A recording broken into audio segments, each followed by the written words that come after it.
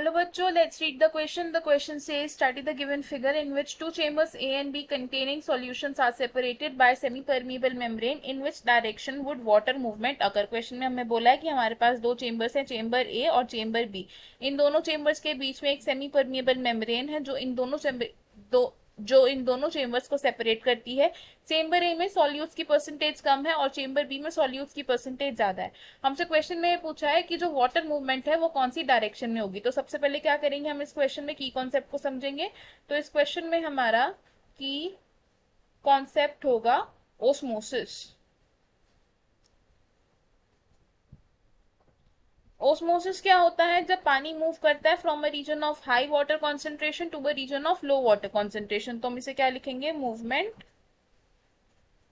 Of water from a region of high water concentration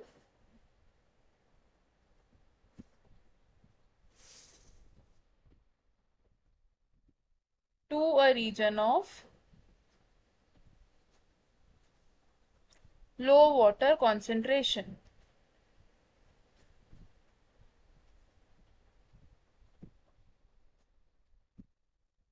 तो अब हमारे पास दो दो चेम्बर्स गिवन है, वो किस तरीके से हैं? चेम्बर ए और चेम्बर बी. और इन दोनों चेम्बर्स को किसने सेपरेट किया है? एक सेमी परमिएबल मेम्ब्रेन ने सेपरेट किया है. Semi permeable membrane. Chamber A में क्या थे?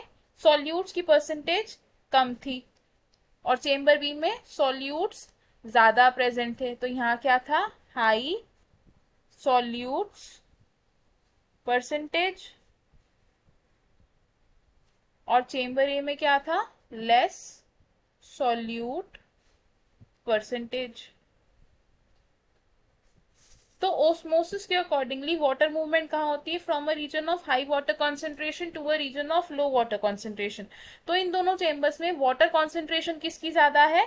चेम्बर ए की ज्यादा है. Chamber A has high water concentration और चेम्बर बी के पास क्या है?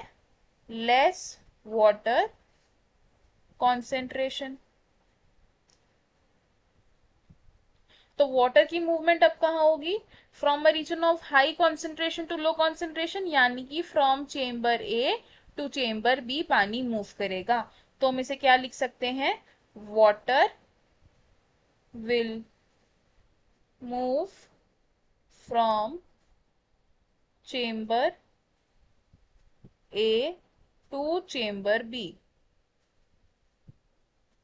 तो हमें हमारे क्वेश्चन का आंसर मिल गया. क्वेश्चन में हमसे यही पूछा था कि वाटर की मूवमेंट किस डायरेक्शन में होगी. तो हमारा आंसर क्या होगा इसमें? From chamber A to chamber B. I hope you understood it well. All the best. Thank you.